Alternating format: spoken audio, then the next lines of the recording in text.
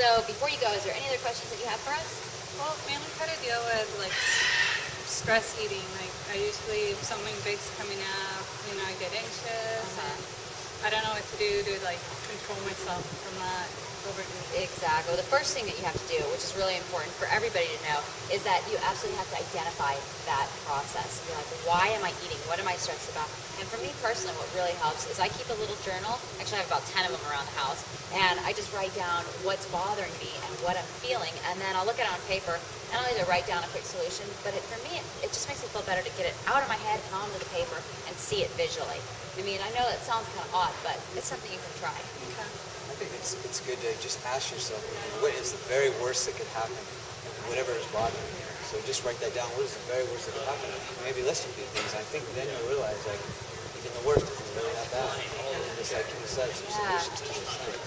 Yeah, that's a really good idea because usually the worst case scenario isn't that bad. Yeah, You yeah, know? absolutely. Definitely. Yeah. And instead of going and grabbing, a bag of chips or whatever when you're stressed, use that time, 15, 20 minutes to go get on the stair step or go for a walk.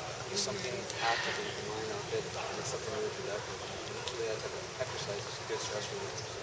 What are some things that, like, if I just need to munch on something?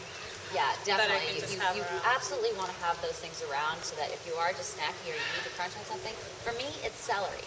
It's something that craves my need to crunch, and I usually have it cut up in water in the fridge. And if I want, I can put a little bit of seasoning salt on there. I can put a little bit of peanut butter, a little bit of low-fat cream cheese. There's all kinds of different ways that you can play with celery, and it's about as healthy as it gets with snacking.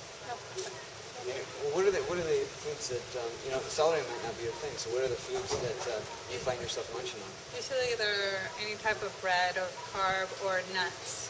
That's my thing. Well, nuts, Yeah. nuts are kind of a tricky thing because they're really healthy, but they're high in calories.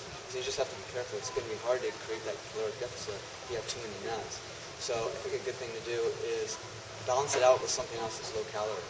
So you might slice up a few apples or get a bunch of carrot sticks with your nuts. So maybe have a smaller portion of nuts and then something else that's low calorie with it. So you're having the same volume of food, but a smaller portion of nuts. That's a great idea. And also take your nuts right away after you buy them from the grocery store and put them in the little individual Ziploc size bags.